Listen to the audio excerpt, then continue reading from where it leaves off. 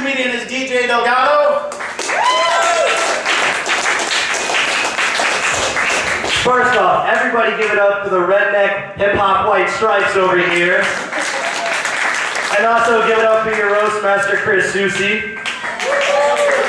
That Asian guy from The Hangover really let himself go. But it's nice that you're taking a break from fighting Godzilla to be here. You look like Chow Yun-fat ate Jackie Chan after he ate Jet Li. But enough about Margaret Cho. And speaking of fat lesbians, Phil Keeling's here. Phil Keeling actually just recorded a CD, and if you guys haven't heard it, I recommend that you guys go home immediately, go on Amazon.com, and download anything else. Also here with us tonight, we have Scott Corcoran, aka King Spoet. DJ! Oh, man. There we go. Yeah, Scott Corcoran, aka King Spoet is here. And for those of you guys that haven't heard his act, his mouth is dirtier than the girls in Two Girls, One Cup. One of the first things that Scott says when he's on stage is that he's not a stand-up comic, and by the time he's done, the two people left agree.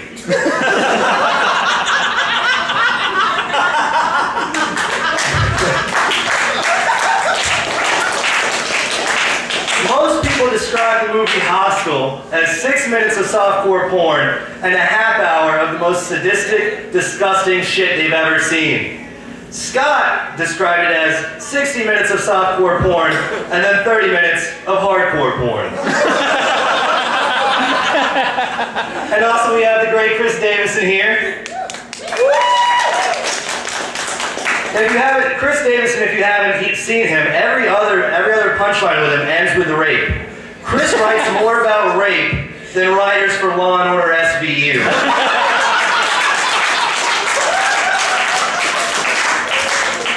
And Chris's girlfriend is here, Melanie Goldie, for some reason. I did it again, shit. There we go. And before, so, before Melanie showed up, I really thought that whose dick do I have to suck to get on this dais was just a turn of phrase. Now you know. Melanie sucked Chris's dick to get on the dais. Phil just did it for free. But Chris and Melanie are like, your everyday normal couple, your everyday modern couple. Their first date was a date rape.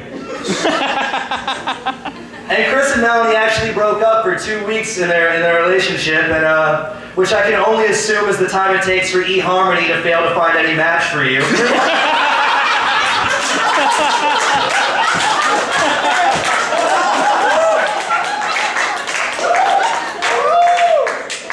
Thomas Houston and MJ Houston are both here.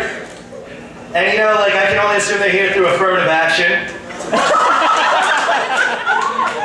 But to be honest, I'm just glad you guys aren't wearing hoodies. Too much? Too soon? Not soon enough.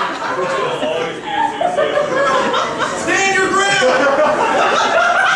Also, Josh Wood is here. Josh Wood, you look like Andy Dick with more AIDS.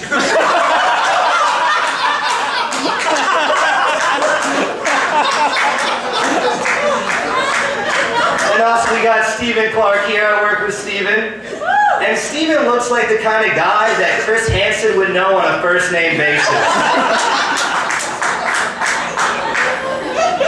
Stephen's stand-up combines the complexity of corporate accounting with the excitement of corporate accounting.